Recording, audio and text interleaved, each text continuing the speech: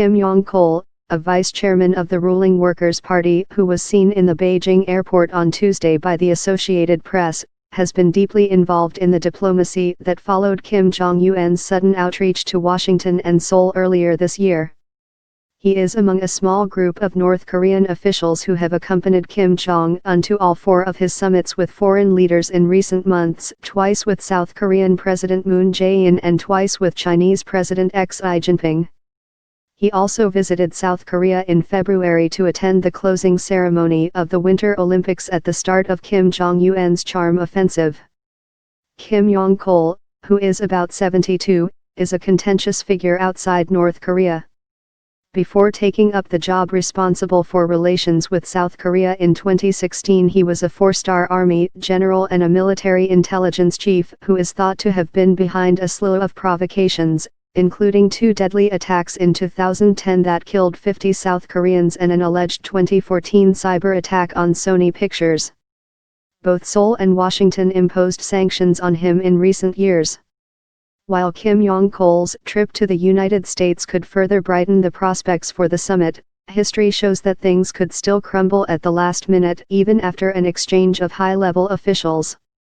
In October 2000, then North Korean leader Kim Jong-il, the late dictator father of Kim Jong-un, sent Vice Marshal Jo Myong-rok to Washington on a then unprecedented goodwill mission.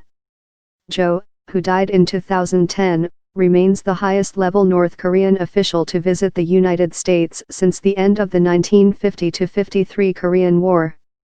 Jo's trip came as the two countries were seeking closer ties following North Korea's first-ever summit talks with South Korea in June 2000. During his Washington visit, Jo met then-President Bill Clinton, conveyed a letter from Kim Jong-il, and met Secretary of State Madeleine Albright and Defense Secretary William Cohen. Jo said that improved relations will be good for both countries and for peace and stability on the Korean Peninsula and the Northeast Asian region as well. About 3 weeks later, Albright made a historic reciprocal trip to Pyongyang to try to arrange a North Korea trip by Clinton. Some U.S. critics suspected Clinton was angling for a hasty foreign policy triumph in his last months in office. The warming ties between the two countries chilled after President George W. Bush took office in January 2001, taking a tough line on the North.